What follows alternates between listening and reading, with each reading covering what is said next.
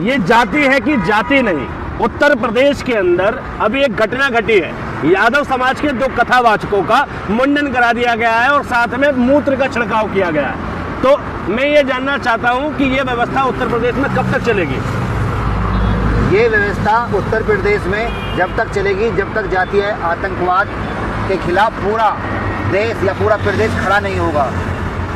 ये यादव समाज बहुत बड़ा अपने आप को हिंदू समझता था, बहुत बड़ा हिंदू राष्ट्र बनाने के पक्ष में था। अरे भगवान कृष्ण के वंशज होते हैं यादव। हाँ, मैं आ रहा हूँ, भगवान कृष्ण के वंशज होते हैं, बिल्कुल मान लिया। लेकिन भगवान कृष्ण की जो जितनी कमाई है मंदिरों की, वो किसी यादव को नहीं मिलती। वो सब एक विशेष जाति खा जाती है सारी। अगर मैं तो ये कहता हूँ यादव समाज से, जाओ अपने कृष्ण के भगवान के मंदिरों पर, जाओ श्री कृष्ण के भगवान के मंदिर पर और जाओ वहाँ पंडित पुजारी बैठे मार मार के भगाओ।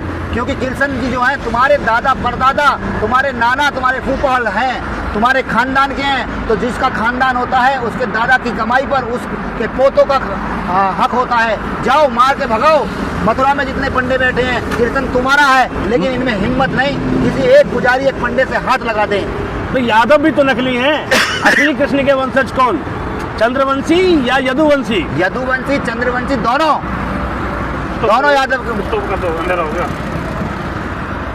फ्लैश लाइट ना आ जाएगी, 1 मिनट में बंद कर दो। आ गई। तो असली कृष्ण के वंशज कौन? ये तो गोत्र बना दिए। सारा ब्राह्मण समाज जब मनु का है, जितने भी उनके सरनेम हैं, चौबे, दुबे, त्रिपाठी, कश्यप, तो क्या आपको लगता है यादव समाज जागेगा? जो वो यादव समाज जो अखिलेश यादव के मंदिर जाने के बाद, मंदिर को दूध से धोने के बाद भी नहीं जागा, क्या वो अब चोटी कटवाने के बाद और शिखा कटवाने के बाद जागेगा? नहीं, उन पे उससे भी बड़ा करंट लगा अब तो जागेगा।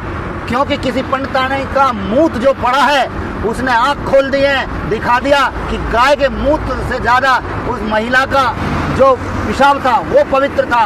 तो इसकी जो छींटें पड़ी हैं, यादव समाज की आंखें एकदम खुल गई छींटों से। अरे महिला के साथ छेड़खानी कर रहे थे वो यादव। अरे ये तो बात का बिल्कुल, अगर महिला के साथ वो छेड़खानी कर रहे थे तो पुलिस को बुलाते। शासन प्रशासन उनका है, डीएम भी उनका होगा, एसपी भी उनका होगा और जज तो उनके होते ही हैं, या कानून हाथ में लेते वो। अच्छा एक बात बताओ, अभी तक तो दलित अछूत थे, SC ST समाज अछूत था, अभी OBC समाज भी अछूत कैसे हो गया? देखो योगी जी ने कहा था मतलब बटोगे तो कटोगे। वो सिर्फ 3 समाज के लिए कहा था, ब्राह्मण, बनिया, ठाकुर। ये 3 ही जो वर्ण हैं और 3 ही जाति, ये ही हिंदू हैं। नीचे की जितनी जाति बची, चाहे वो अपने आप को नकली छत्री कहते फिरें, वो सब शूद्र हैं। वो उनके ग्रंथों में, उनके मानसिक पटल पे छपा हुआ है और हर जगह ये कांड होते आते हैं। आपने देखा होगा एक कुर्मी लड़की जब कथावाचक बन गई थी तो एक दूबे चौबे ने उनको गाली दे के उनके साथ बलात्कार करने की बात कही थी। कुर्मी समाज वो होता जो शिवाजी का समाज था, जिस शिवाजी को ये हिंदू धर्म का बहुत बड़ा योद्धा बताते हैं। योद्धा तो वो थे लेकिन हिंदू धर्म के लिए नहीं थे। अरे गर्व से कहो तुम हिंदू हो, यादव नहीं हिंदू हो, दलित नहीं हिंदू हो। फिर तुम्हें यादव याद आ रहा है। अरे वो हिंदू नहीं थे इसलिए उनकी चोटी काट दी गई है। अरे वो यादव की भी लड़ाई वर्चस्व की लड़ाई है, एक हराम की कमाई के ऊपर भी लड़ाई है। उन्हें पता है जो ब्राह्मण समाज है कि कथा से जो मुफ्त का पैसा आता है, हराम का पैसा आता है, बिना मेहनत के जो पैसा आता है, कहीं दूसरा समाज इसका मजा ना चख ले और मजा चख के कहीं ये जो धंधा है वो ना अपना ले, इसलिए उन्होंने उसको मारा। और सुनो, वो ये तो कोरोना में पढ़ा लिखा संत सिंह यादव जो था, पढ़ा लिखा था, कोरोना में उसके स्कूल बंद हो गए। उसने देखा कि देखो कितनी बढ़िया कमाई है, पढ़ना लिखना है नहीं, बस मुंह चलाना है, बकवास करनी है और मनचाहा पैसा और भरपूर इज्जत और खाने को पकवान मुफ्त के मिलेंगे, इसलिए वो भी कथावाचक बन गए। और उन्हें भी सोचा भाई मुफ्त की हजारों साल से तोड़ रहे हैं, अब हम भी तोड़ना स्टार्ट करें। इसलिए ब्राह्मण समाज गुस्से में आया, यार हमारा तो हराम की कमाई छीनने के लिए आ गए लोग। पिछले दिनों मुसलमानों ने पोस्टर लगाए थे, दुकानों के पोस्टर पर लिखा होता था कृष्णा आइसक्रीम और बाद में पता चलता था कि वो तो अब्दुल की स्टॉल है। दुकानों पे नाम कुछ होता था, हिंदू नाम होता था, व्यापारी मुसलमान होते थे, यानी वो नाम छुपाकर हिंदू नाम पर व्यापार कर रहे थे। ऐसे ही यादव थे ये ब्राह्मण बनकर ब्राह्मणों के नाम पर व्यापार कर रहे थे।